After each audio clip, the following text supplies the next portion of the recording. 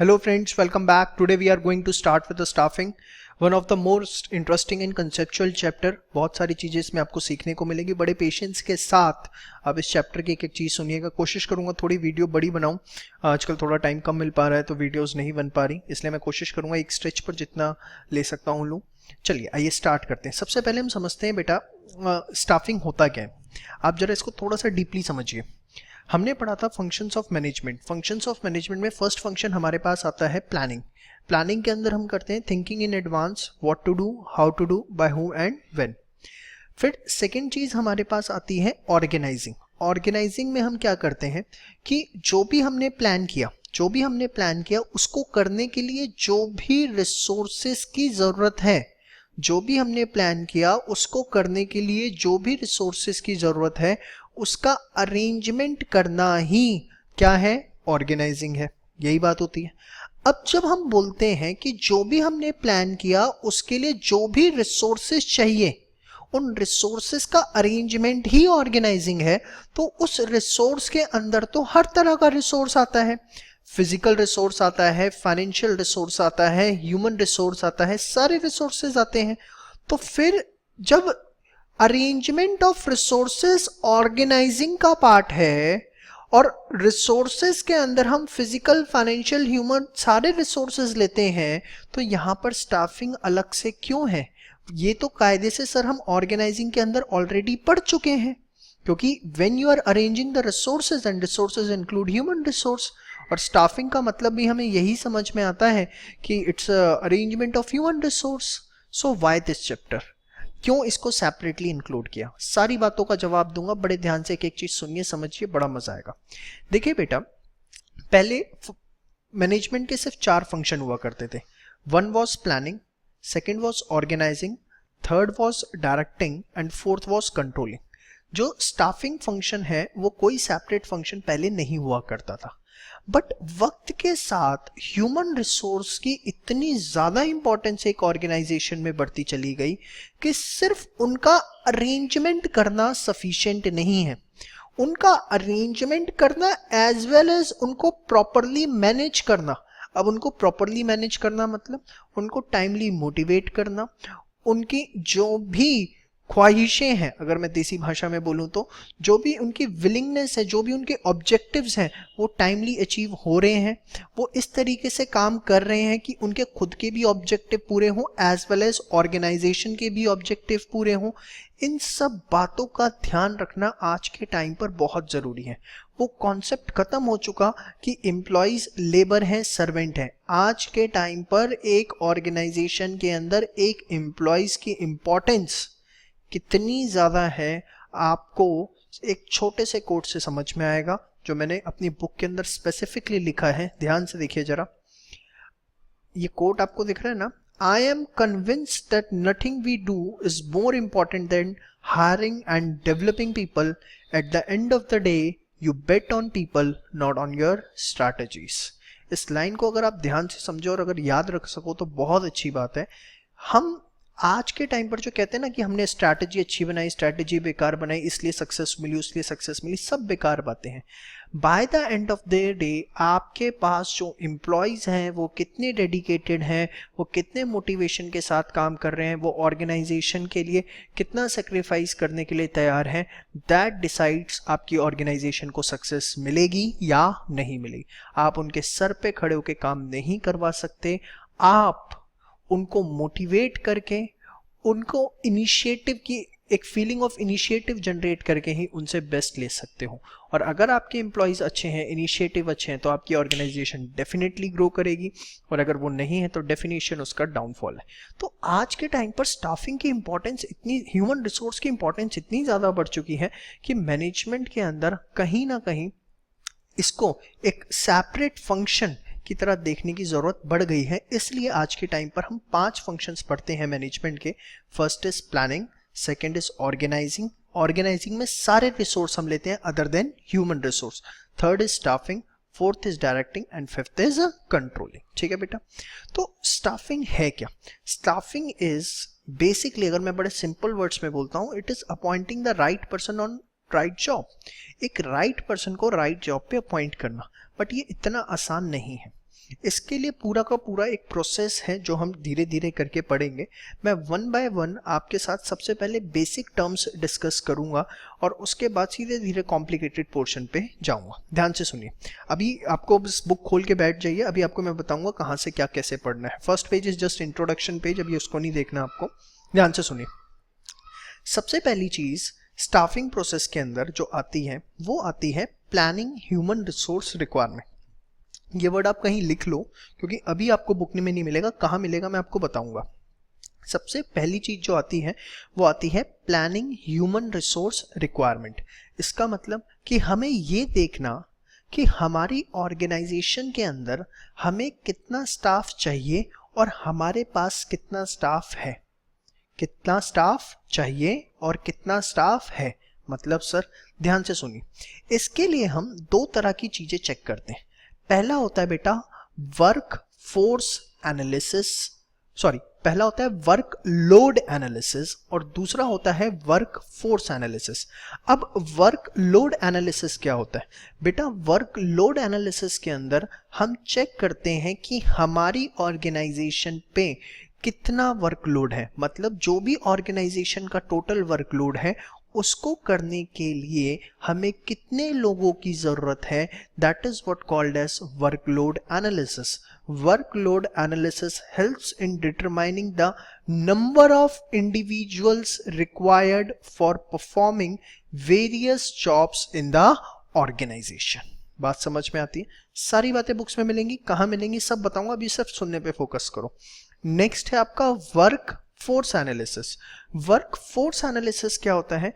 Work force analysis होता है कि हमारे पास कितनी वर्क फोर्स अवेलेबल है, the number of individuals available in the organisation for performing various jobs.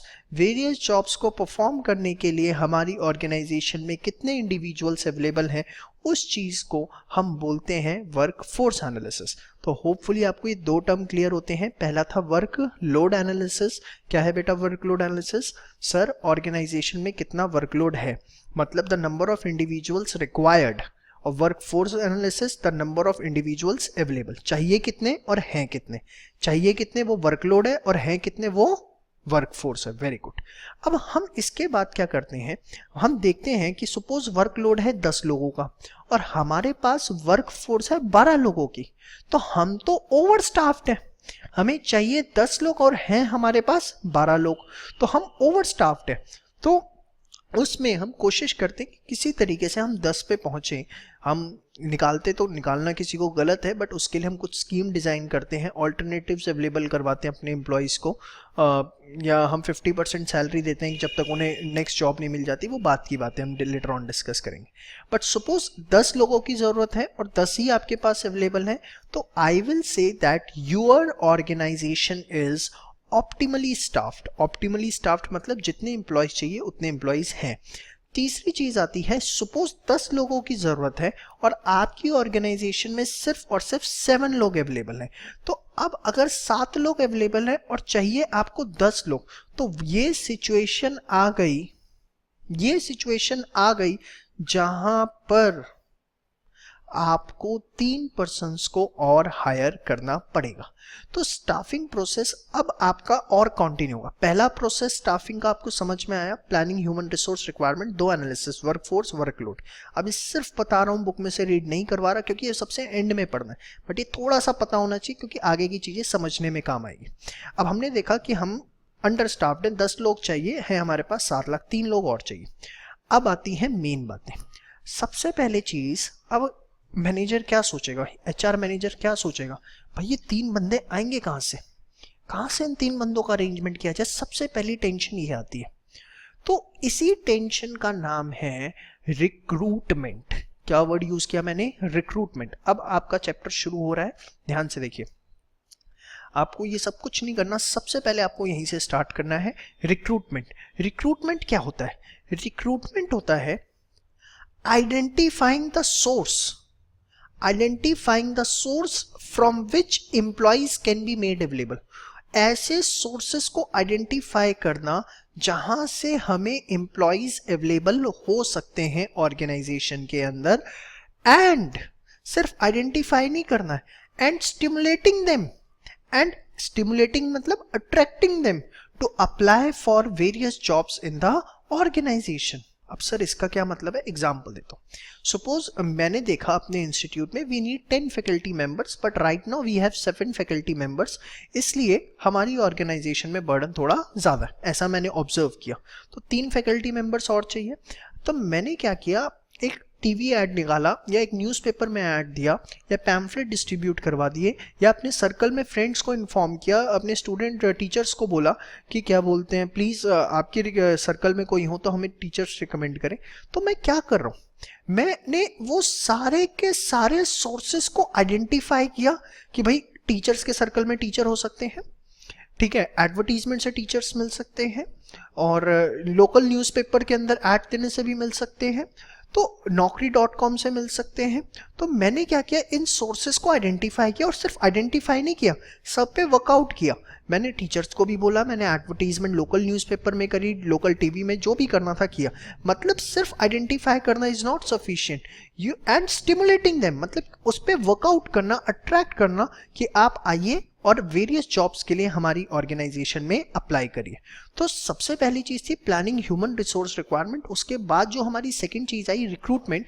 Recruitment की जितने लोगों की हमें ज़रूरत है उस हिसाब से हम सोर्स को आइडेंटिफाई करते हैं जहाँ से ये लोग हमें मिल सकते हैं, एम्प्लॉयज़ मिल सकते हैं, and stimulating them, encouraging them to apply for various jobs. आप देखिए जरा क्या लिखा हुआ है, it is the process of searching for prospective employees. ये वर्ड आप देख रहे हो प्रोस्पेक्टिव, ये बहुत इंपॉर्टेंट वर्ड है प्रोस्पेक्टिव।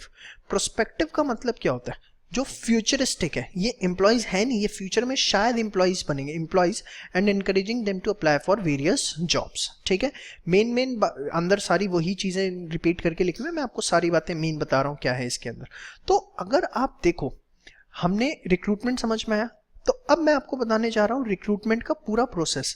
ये बहुत इंपॉर्टेंट है, प्लीज एग्जाम में आपसे पूछा जा सकता है, बी केयरफुल कि what is the recruitment process. तो रिक्रूटमेंट प्रोसेस हमारा है क्या, सबसे पहले सोर्स को आइडेंटिफाई करना जहां से एम्प्लॉयज हमें अवेलेबल हो सकते हैं। उसके बाद हर सोर्स की वायबिलिटी देखना कि कौन सा सोर्स कितना वायबल है। एग्जाम्पल के तौर पर मुझे 3 फैकल्टी मेंबर्स और चाहिए, तो मैंने सोचा यार टीचर्स, बच्चे दूसरे सेंटर्स में भी पढ़ने जाते हैं, इनको भी इन्फॉर्म करते हैं, टीचर्स को इन्फॉर्म करते हैं, 3 टीचर्स तो कहीं ना कहीं लिंक में आ ही जाएंगे। बट मैंने कहा यार बच्चों को बोलना कि हमें 3 टीचर्स और चाहिए, कितना सफिशिएंट रहेगा।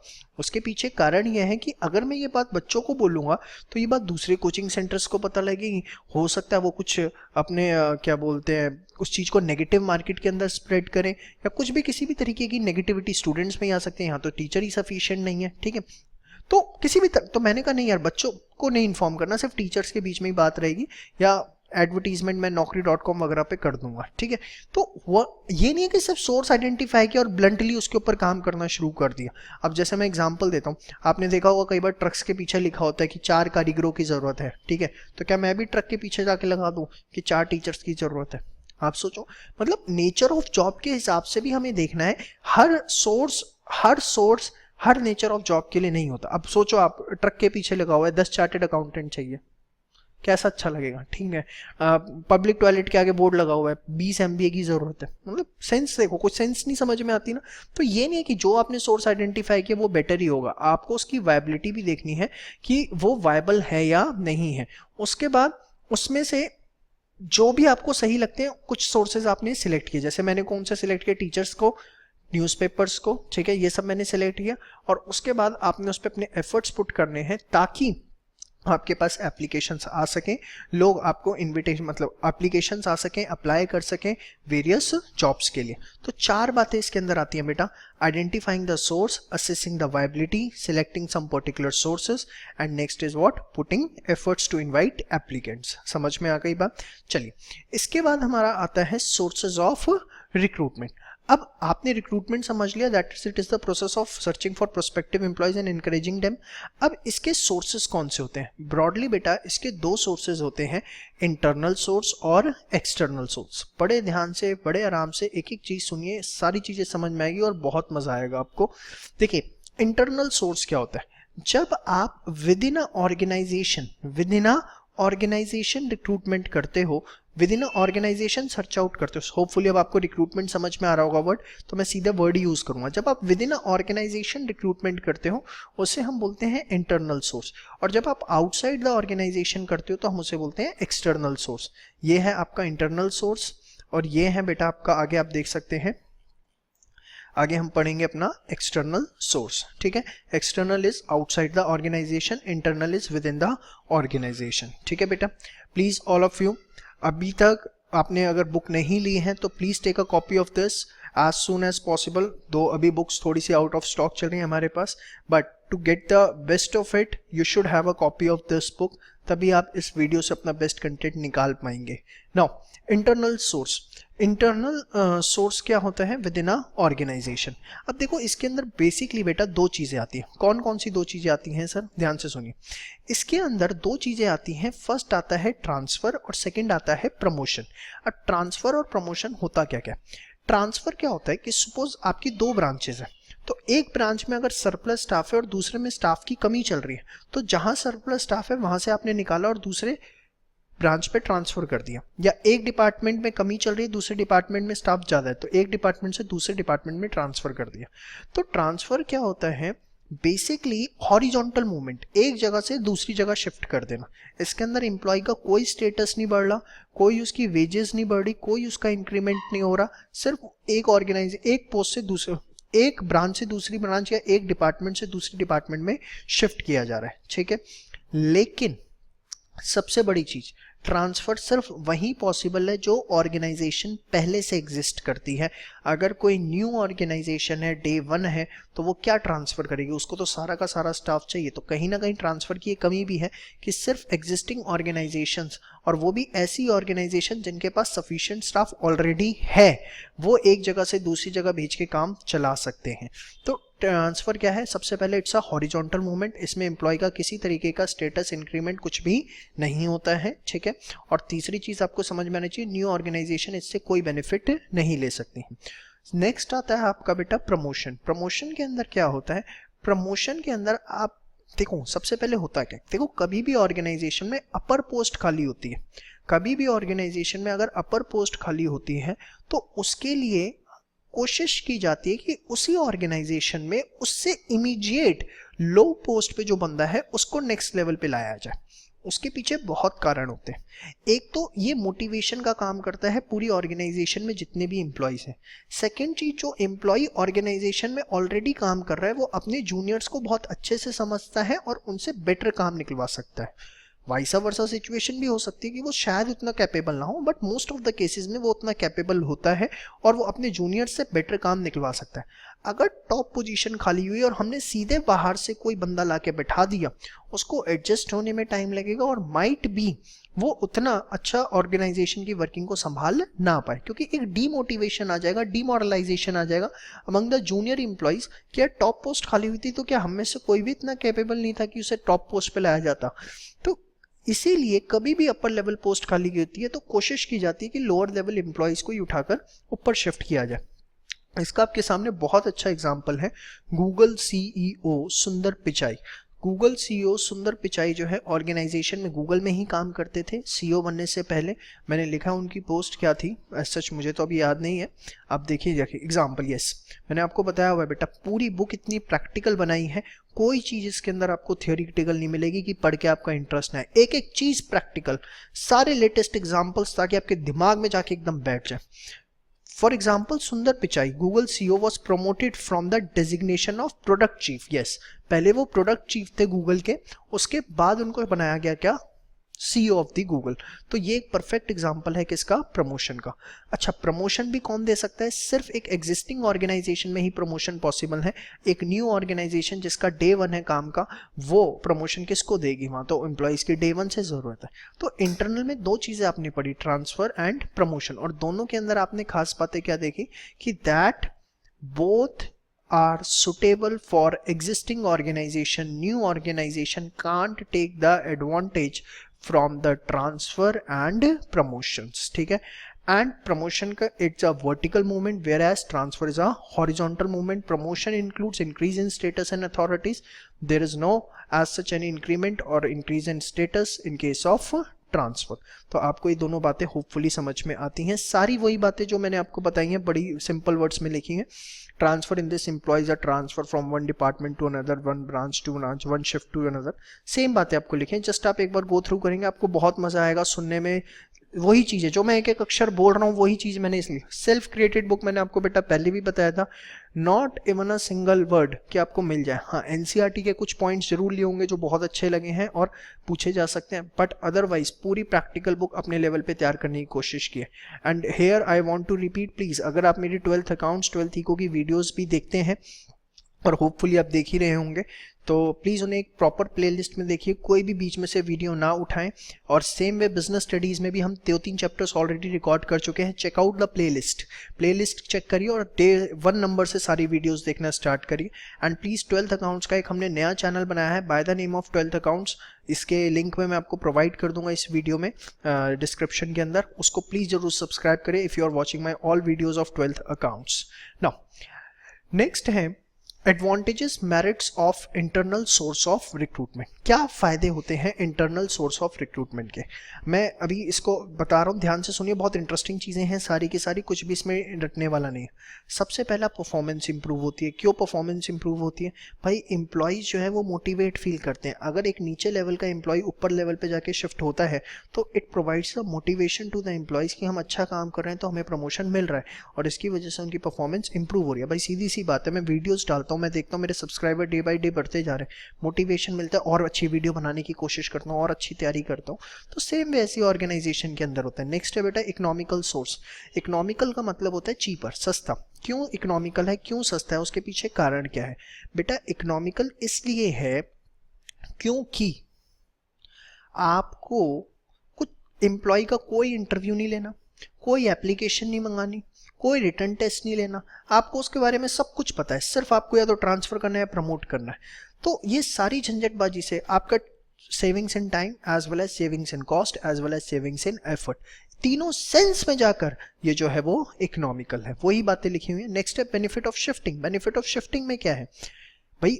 बताया था मैंने आपको, अगर कहीं पर सरप्लस वर्कफोर्स है तो आप वहां से उठा के शिफ्ट कर सकते हो जहां पर डेफिशिएंसी ऑफ वर्कफोर्स है और आप इसका फायदा उठा सकते हो। Tool of training, very important point, mark it as a very important point for your exams as well as for practical life। देखो होता क्या, ऑर्गेनाइजेशन के अंदर कुछ एम्प्लॉयज होते हैं जिनको टैलेंटेड कैटेगरी में रखा जाता है कि ये एम्प्लॉयज ऑर्गेनाइजेशन को इमरजेंसी सिचुएशन में संभाल सकते हैं। मतलब सर, चलो मैं अपना एग्जांपल देता हूँ। सपोज मेरे को XYZ लिमिटेड ने टारगेट किया कि भाई ये बंदा ऐसा है जिसको मल्टीपल डिपार्टमेंट में, sales department, purchase department, finance department, ठीक है, एडमिन डिपार्टमेंट, उन्होंने देखा कि सपोज मेरे अंदर सारी क्वालिटीज़ हैं, उन्होंने मुझे फाइनेंस डिपार्टमेंट में रखा 6 महीने, 6 महीने सेल्स में, 6 महीने परचेज में, 6 महीने एडमिन में, ताकि हर डिपार्टमेंट के बारे में मुझे जानकारी हो सके। हमेशा ऑर्गेनाइजेशन में कुछ एम्प्लॉयज़ ऐसे तैयार किए जाते हैं। मैं अपनी इंस्टीट्यूट की बात करता हूँ, हमारे पास टीचर्स हैं, हमारे एक शिवा सर हैं, ठीक है, और अक्षय सर हैं। तो 2-3 टीचर्स हमने आइडेंटिफाई कर रखे हैं जिनको हम हर लेवल पर, हर सब्जेक्ट के अंदर टाइम देते हैं कि आप जाओ इसकी भी क्लासेस लो, आप जाओ इसकी क्लास लो, आप जाओ इसकी क्लास लो। ऐसा क्यों? कुछ एम्प्लॉयज को हमेशा ऐसा क्यों रखा जाता है? कारण क्या है? अब सपोज एक एम्प्लॉय है, आपने उसे चारों डिपार्टमेंट में 6-6 महीने ट्रेनिंग करवाई, 6-6 में, और वो सब जगह परफेक्शन रिपोर्ट दी। अब सपोज कल दिन सेल्स मैनेजर छुट्टी पे चला गया या कोई भी प्रॉब्लम XYZ आई किसी भी डिपार्टमेंट के अंदर, तो एटलीस्ट स्टैंड बाय आपके पास एक ऐसा एम्प्लॉय है, आपको सोचने की जरूरत नहीं है, आप इमीडिएटली यहां से निकालकर वहां पर ट्रांसफर कर सकते हो। आपका छोटे से छोटा बिजनेस भी है, वहां भी ये पॉइंट बहुत जरूरी है। आपको कुछ ना कुछ ऐसे एम्प्लॉयज रखने पड़ते हैं जो मल्टीटास्किंग है, जिनको आप इमरजेंसी सिचुएशन के अंदर यूज कर सको। और ये मल्टीटास्किंग एम्प्लॉयज होते नहीं है, बनाए जाते हैं जिनमें कैलिबर होता है। और कैसे बनाए जाते हैं? इनके पोटेंशियल को देखा जाता है, उसके बाद इन्हें डिफरेंट डिपार्टमेंट्स में शिफ्ट किया जाता है, ट्रेनिंग दी जाती है ताकि वो टैलेंट इनके अंदर आ सके। प्लीज देखो जरा, transfer is a tool of training to prepare the employees for higher jobs. Organization select some talented employees for providing training of various departments who can later on assume the role in top level management. तो बेटा hopefully आपको समझ में आ रहा है। ये थोड़ी सी video लेंदी रखी हुई है, कारण है टाइम नहीं मिल पा रहा है बेटा, सच्ची में नहीं मिल पा रहा है। बुक्स में बहुत ज़्यादा बिजी हो गया हूँ, ठीक है, अब उसका एकदम टाइम आ गया उनका लॉन्च करने का, तो इसलिए कोशिश कर रहा हूँ थोड़ी वीडियो बनी बनाऊँ। प्लीज़ टॉलरेट, पॉज कर करके देख लो, ठीक है, बट छोटी वीडियो नहीं बना सकता। अगर अभी पॉज करूँगा उसके बाद नेक्स्ट वीडियो बनाने में कम से कम आधी घंटे का गैप आता है, तो इस चक्कर में मुझे प्रॉब्लम है, मैं बड़ी वीडियो ही बनाऊंगा। थक गए हो तो थोड़ा सा ब्रेक ले लो, पानी वानी पी लो, उसके बाद क्या बोलते हैं आगे कंटिन्यू कर लेना। सिंप्लीफाई सिलेक्शन, सिंप्लीफाई सिलेक्शन क्या है? सिंप्लीफाई सिलेक्शन के अंदर देखो, ये भी वही वाली बात हो गई, कुछ नहीं है।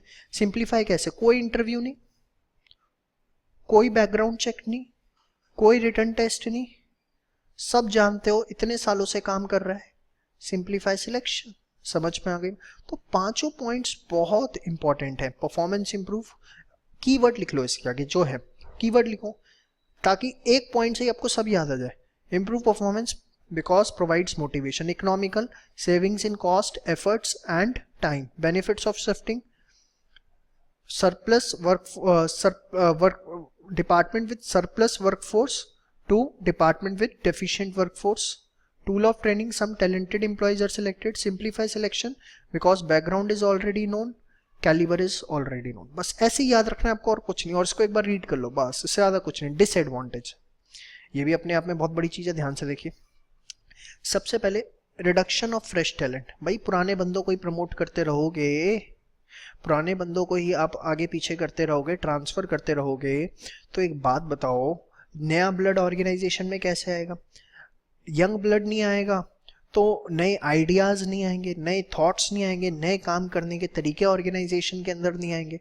तो सबसे बड़ा नुकसान है कि अगर सिर्फ आप ट्रांसफर और प्रमोशन के भरोसे बैठे हो तो कहीं ना कहीं आपके ऑर्गेनाइजेशन के अंदर यंग ब्लड की कमी है। नेक्स्ट क्या है? अनसुटेबल फॉर न्यू ऑर्गेनाइजेशन, इसका मतलब जो मैंने आपको पहले ही बता दिया, promotion and transfer new organisations के लिए सुटेबल नहीं है, सिर्फ एग्जिस्टिंग ऑर्गेनाइजेशंस उनसे फायदा उठा सकती है। नेक्स्ट क्या है? Employees become lethargic, this third fourth fifth very important point please, और तीनों इंटरलिंक्ड है। एम्प्लॉइज बिकम लेथार्जिक, ये कैसे सर?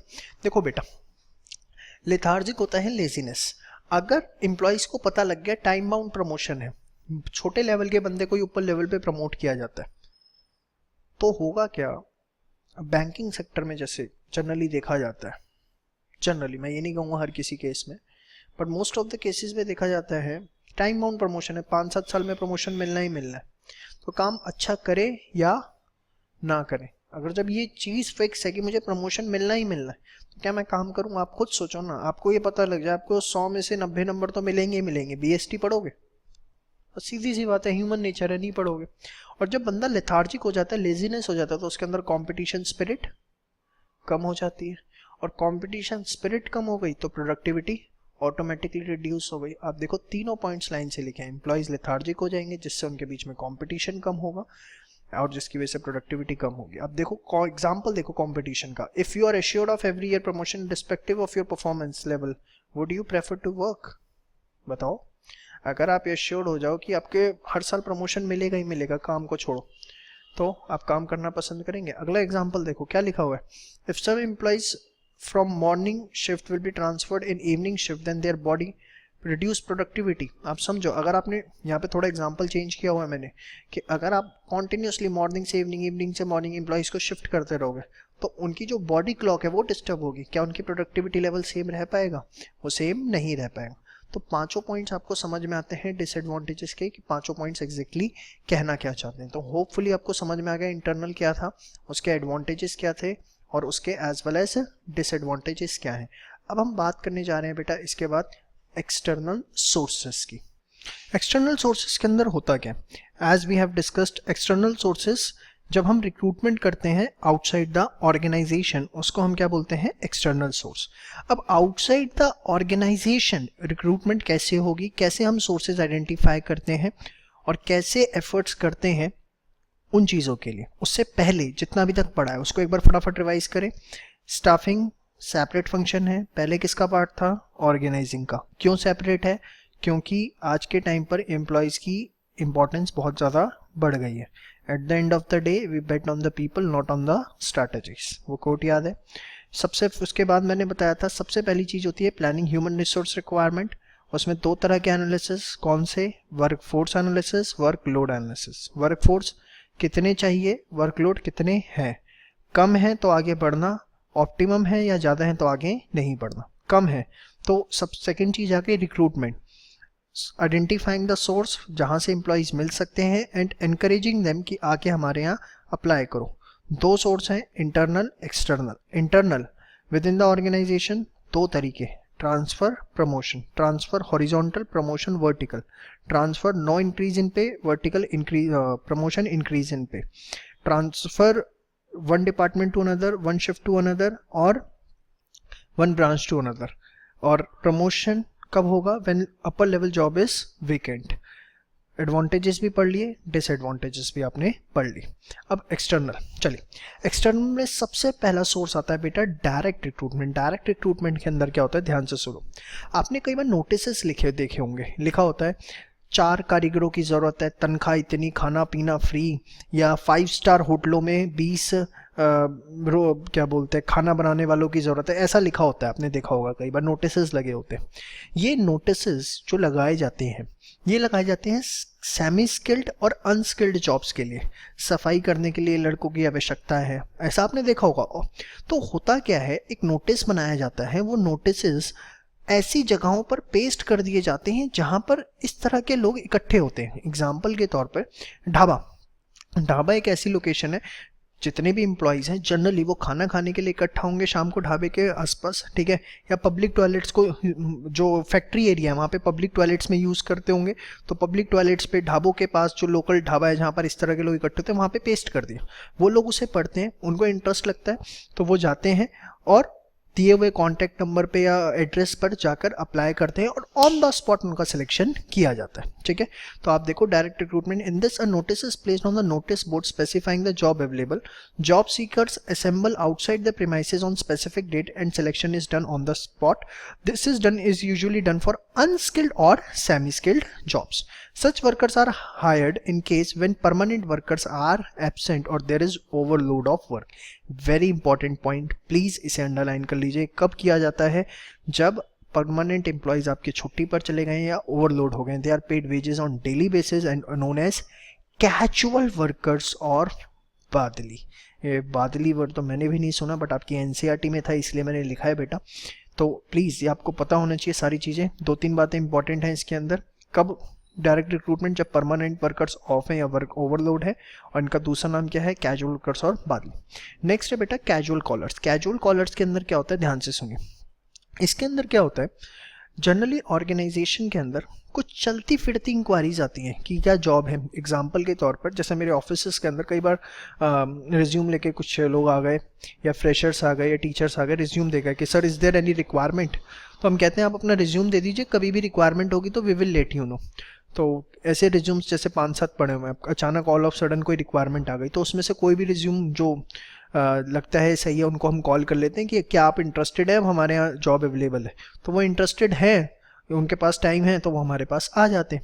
ऐसा हर ऑर्गेनाइजेशन के अंदर होता है। जब आप ऑर्गेनाइजेशन कोई भी है, वहाँ के एचआर डिपार्टमेंट पे बहुत सारी रनिंग इंक्वायरीज आती हैं।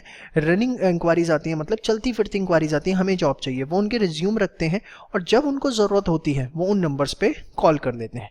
Those candidates who casually come to the company for asking employment may also be considered. Many reputed business organizations keep data of such applicants. They can be screened to fill the vacancies as they arise. Generally, semi-skilled and skilled workers hiring are done through this process. Advertisement ये आपसे छुपा हुआ नहीं है। Leading newspaper के अंदर हम एक सिचुएशन वेकेंट, आपने इंग्लिश में पढ़ लिया होगा अब तक, हम सिचुएशन वेकेंट प्लेस करते हैं कि हमारी ऑर्गेनाइजेशन ब्ला ब्ला इतने झंडे गाड़ चुकी है और इसके अंदर ब्ला ब्ला झंडे गाड़ने के लिए इतने एम्प्लॉयज़ की और ज़रूरत है।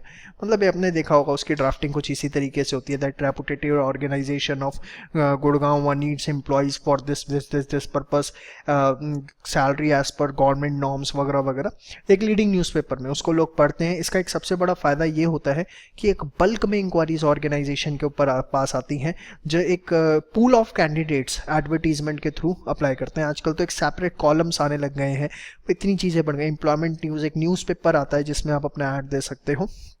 तो ये सारी चीज़ें इसके अंदर है, कुछ भी डिफिकल्ट नहीं है, पढ़ लीजिए। एम्प्लॉयमेंट एक्सचेंज, ये गवर्नमेंट के द्वारा चलाया गया सबसे सत्यानाश एक तरीका है। आइए ज़रा देखते हैं होता क्या है। एम्प्लॉयमेंट एक्सचेंज क्या होता है, गवर्नमेंट रन करती है जहाँ पर जितने भी मुझ जैसे बेरोजगार हैं, मतलब जो भी बेरोजगार हैं, वो वहाँ पर जाकर अपने आप को रजिस्टर करवा सकते हैं। एक्चुअली एम्प्लॉयमेंट एक्सचेंज गवर्नमेंट ने रन किया जिसके अंदर जितने भी अनएम्प्लॉयड लोग हैं वो अपने आप को जाके रजिस्टर करवाएं with qualification, address and phone number.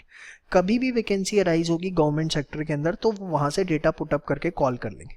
Private sector भी वहाँ से जाकर डेटा ले सकता है, बट प्राइवेट सेक्टर प्रैक्टिकली इसको हमेशा अवॉइड करेगा क्योंकि एम्प्लॉयमेंट एक्सचेंज के बहुत सारे रगड़े। If you are taking female employees और handicapped employees from this source, मतलब आपने कुछ डेटाबेस लिया जिसमें फीमेल एम्प्लॉयज़ या हैंडीकैप्ड एम्प्लॉयज़ को आपने हायर किया, तो एफिडेविट्स देना कि किसी तरीके का हैरेसमेंट उनका जॉब प्लेस पे नहीं होगा, फिर गवर्नमेंट की इंस्पेक्शंस होना रेगुलर, ये बहुत सारी चीज़ें होती हैं।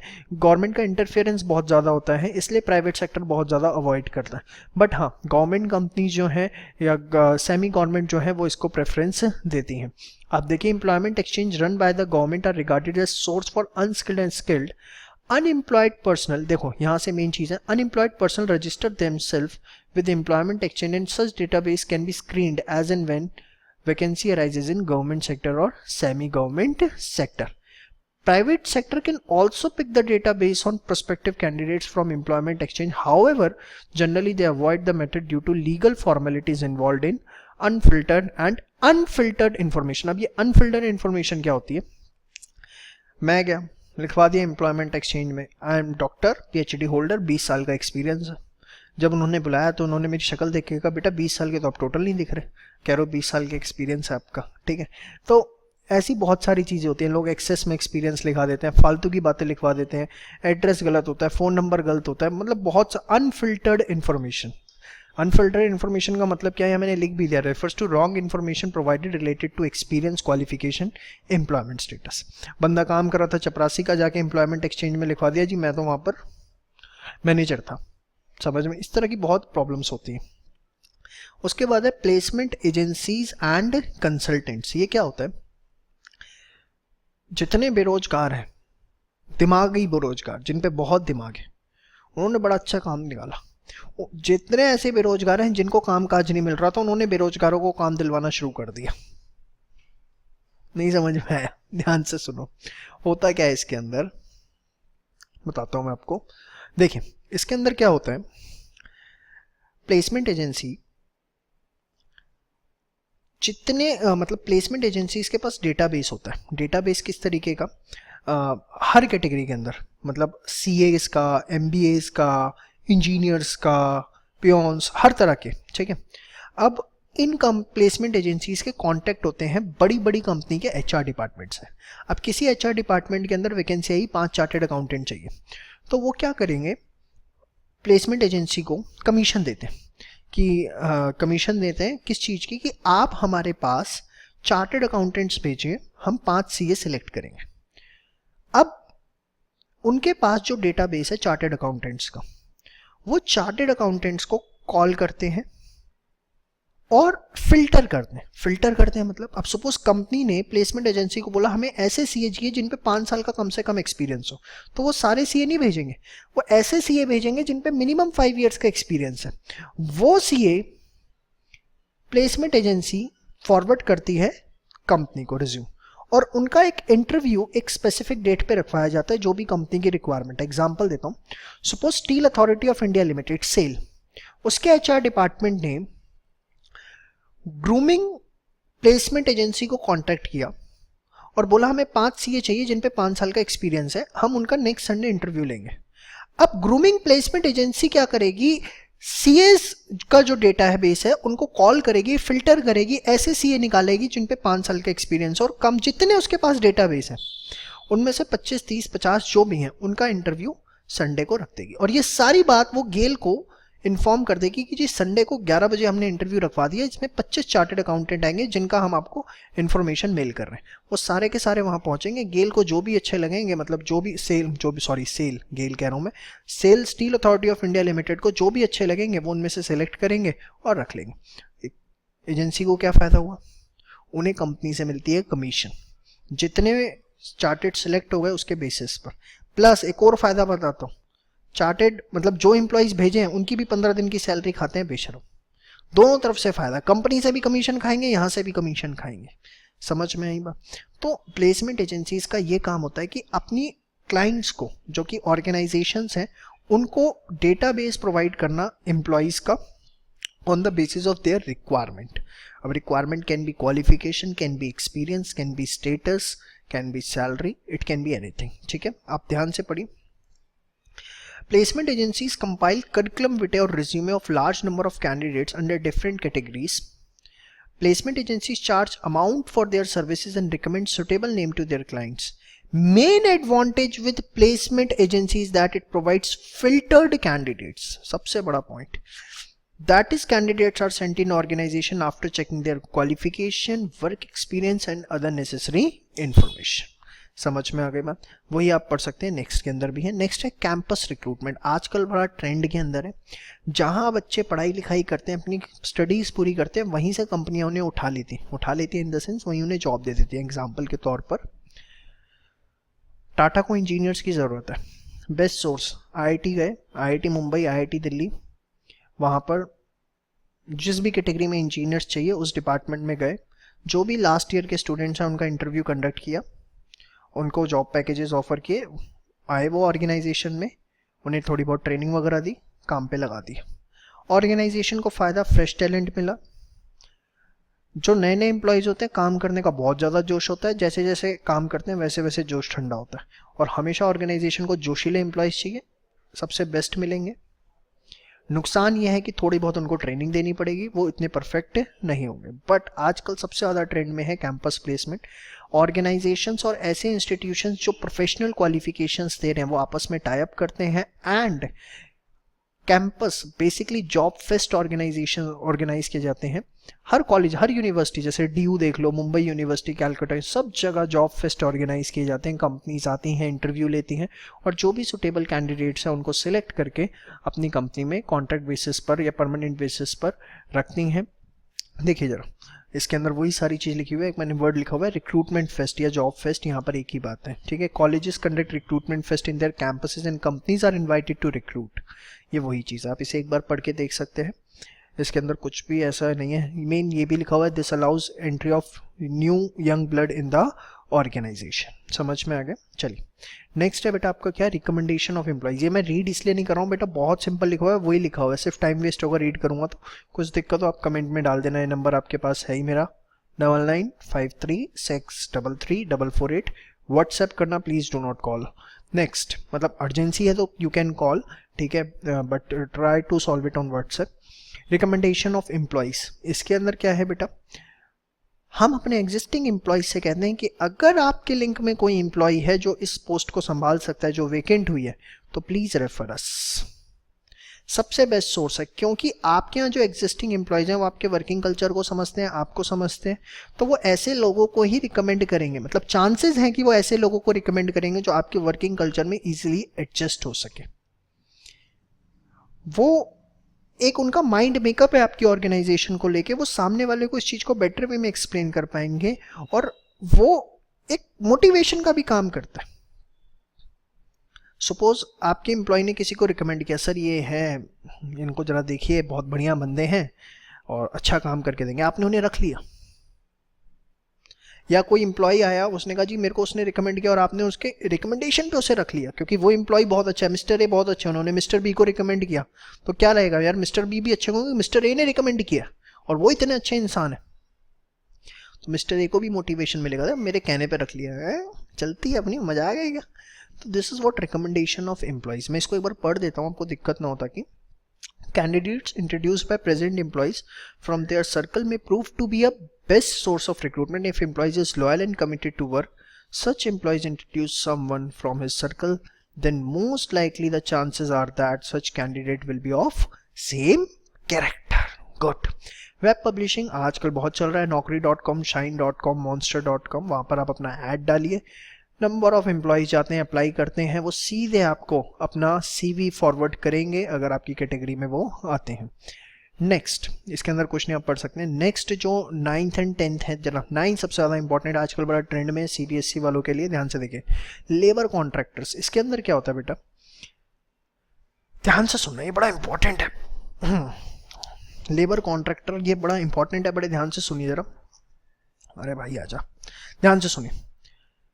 होता क्या है, आजकल एक इंडस्ट्रियल जोन्स बनने लग गए। जैसे दिल्ली की बात करूं तो Narela industries zone, Wazirpur industry zone. Industry zone में होता क्या है, जनरली एक तरह की फैक्ट्रीज होती है। मतलब अगर सपोज स्टील की हैं तो लाइन से 15-20 स्टील के प्रोडक्ट्स बनाने की ही फैक्ट्रियां लगी हुई है। रबड़ की हैं तो रबड़ के प्रोडक्ट्स बनाने की 15-20 फैक्ट्रियां लगी हुई है। अब इन लोगों को सबसे ज़्यादा प्रॉब्लम आती है लेबर क्लास से डील करने में। आज छुट्टी, आज सर में दर्द है, आज काम नहीं करना, आज जल्दी जाना है, आज घर में ये है वो है। तो इसका एक बड़ा अच्छा तरीका निकाला गया, क्या, लेबर कॉन्ट्रैक्टर। ये क्या होते हैं, मेरी सपोज फैक्ट्री है, या चलो मैं एक लेबर कॉन्ट्रैक्टर मैं बन जाता हूँ।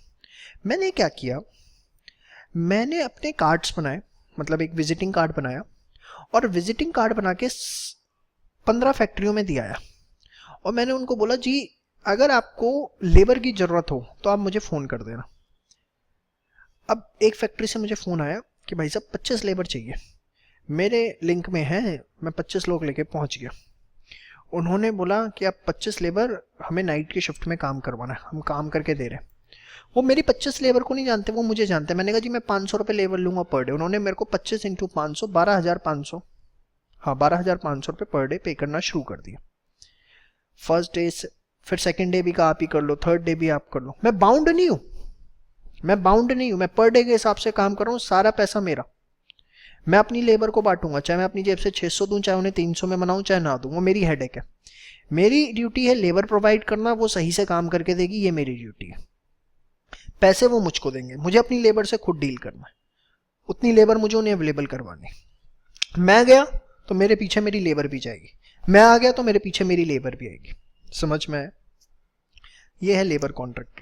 इससे क्या होता है, सबसे बड़ा फायदा फैक्ट्री ओनर्स को मिलता है, उन्हें लेबर से डील नहीं करना, उन्हें सिर्फ एक बंदे से डील करना है जिसको हिंदी में बोला जाता है ठेकेदार। वो ठेकेदार को जानते हैं और किसी को नहीं जानते। ठेकेदार को पैसे दिए, अपना काम करवाया, और ठेकेदार अपने आगे लेबर को देगा। और कई बार क्या होता है, एक ठेकेदार से आप एक पीरियड ऑफ टाइम से काम करवा रहे हो तो वो एक तरह से आपका एम्प्लॉय बन जाता है। अब सपोज किसी ठेकेदार से मैं 6 महीने से काम करवा रहा हूँ, वो तीनों शिफ्ट मेरे यहाँ देखता है, 2 शिफ्ट देखता है, 1 शिफ्ट देखता है, तो वो एक तरह से परमानेंट एम्प्लॉय बन गया मेरा। भाई सुबह शाम आ रहा है, ठीक है। तो यहाँ पर ये लाइन मैंने कहीं लिखी है क्योंकि बीएसटी के आपके एनसीईआरटी में दी हुई थी, इसलिए मुझे भी लिखनी पड़ी। और ये बात सही भी है कि अगर एक वो लगातार 2, 2.5, 3 महीने, 6 महीने, साल भर से आ रहा है तो एक तरह से वो एम्प्लॉय स्टेटस ले लेता है। तो देखिए, for hiring factory workers this process has become very popular. Under industrial areas where similar production machineries are operated, concept of labor contractors has emerged. Labor contract develop their team of workers and distribute their contact numbers to various factory owners. Factory owners contact such labor contract as per requirement. Under this, labor contractors agrees to provide workers required for production. They charge fixed amount per worker from factory owners and pay to laborers after deducting their own commission. However, in some region, labor contractors are themselves the employees of organization. If the labor contractor decide to leave, other workers also follow his path. तो समझ में आया आपको? बहुत important. Next advertisement television, कभी ना पूछा गया था ना पूछा जाएगा। इसके अंदर यह है कि ऑर्गेनाइजेशन क्या है, टीवी पे ऐड दे रही है, हमें एम्प्लॉयज़ चाहिए। रेयर होता है, बहुत एक्सपेंसिव है टीवी पे ऐड देना, इसलिए आजकल न्यूज़पेपर्स में दिया जाता है, या इतने सारे सोर्सेज है, इसलिए आज के टाइम पे बड़ा लेस अट्रैक्टिव सोर्स बन चुका है। जस्ट एक बार आप रीड करके छोड़ दीजिए इसे, ठीक है बेटा।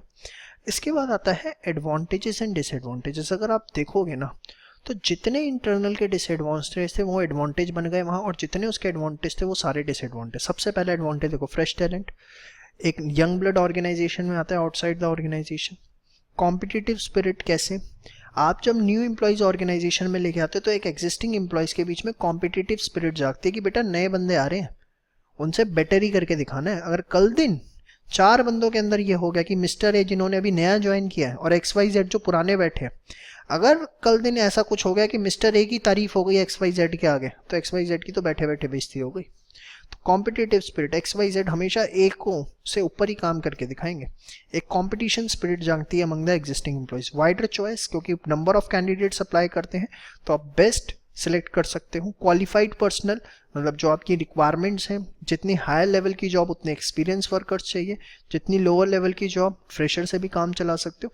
तो जो भी आपकी रिक्वायरमेंट है उस हिसाब से आपको इंडिविजुअल्स मिलते हैं। डिसएडवांटेजेस की अगर बात करूं, डिससैटिस्फैक्शन अमंग एग्जिस्टिंग एम्प्लॉइज। अगर आप बार बार या हायर लेवल पोस्ट के लिए भी एक्सटर्नल सोर्स के लिए जाते हो तो कहीं ना कहीं जो एग्जिस्टिंग एम्प्लॉयज है उनके बीच में एक डिससेटिस्फैक्शन क्रिएट होता है और वो उन्हें डिमोरलाइज करता है। देखो बेटा, जब आप किसी चीज़ के एडवांटेज के बारे में सोच रहे हो तो सिर्फ एडवांटेज सोचो, उसकी कोई डिसएडवांटेज मत सोचो। और जब किसी चीज़ के डिसएडवांटेज सोच रहे हो, कमी सोच रहे हो, देखो वही वाली बात है, आपको किसी की बुराई करनी है ना, आपको अगर चंदन सर की बुराई करनी है कि चंदन सर को पढ़ाना नहीं आता, आपको उनका एक अच्छा पॉइंट नहीं दिखेगा। आपको चंदन सर की बढ़ाई करनी है, आपको आप उनकी बुराई सुन ही नहीं पाओगे। वही यहाँ पर जब आप किसी चीज का डिसएडवांटेज लिख रहे हो ना, सिर्फ डिसएडवांटेज, सिर्फ बुराई, कोई अच्छा ही नहीं है भाई तेरे अंदर। और जब आप किसी चीज का एडवांटेज लिख रहे हो तो सिर्फ एडवांटेज। समझ में आया? सेम वे लेंदी प्रोसेस है, एप्लीकेशंस मंगाना, चेक करना, बहुत लंबे, कॉस्टली, टीवी में ऐड देना या प्लेसमेंट एजेंसीज को कमीशन देना, ये सब इंटरनल के अंदर नहीं था। कॉम्प्लिकेटेड सिलेक्शन प्रोसेस, क्योंकि कैंडिडेट्स आए हैं उनके बारे में आपको कुछ नहीं पता, इंटरव्यू कंडक्ट करोगे आप, उनका जांच पड़ताल करोगे और इतने सारे कैंडिडेट्स आए हैं उन सबको चेक करोगे, तो दैट्स वाई इसकी वजह से जो सिलेक्शन प्रोसेस है वो बहुत कॉम्प्लिकेटेड। जबकि इंटरनल में उनका बैकग्राउंड पता है, उनका कैलिबर पता है, सब कुछ पता था। यहाँ पर ये सब बातें नहीं पता, इसलिए सिलेक्शन प्रोसेस जो है वो आपका कॉम्प्लिकेटेड हो जाता है। देयर आफ्टर मैंने डिफरेंस दिया है इंटरनल और एक्सटर्नल का बुक में, आपको प्लीज़ उसको एक बार आप गो थ्रू कर लीजिएगा, ठीक है। नेक्स्ट पार्ट में I will cover up the selection. So अभी तक मैंने मेन पार्ट डिस्कस कर लिया है, दैट इज रिक्रूटमेंट। फटाफट एक बार ओवरव्यू मारते हैं।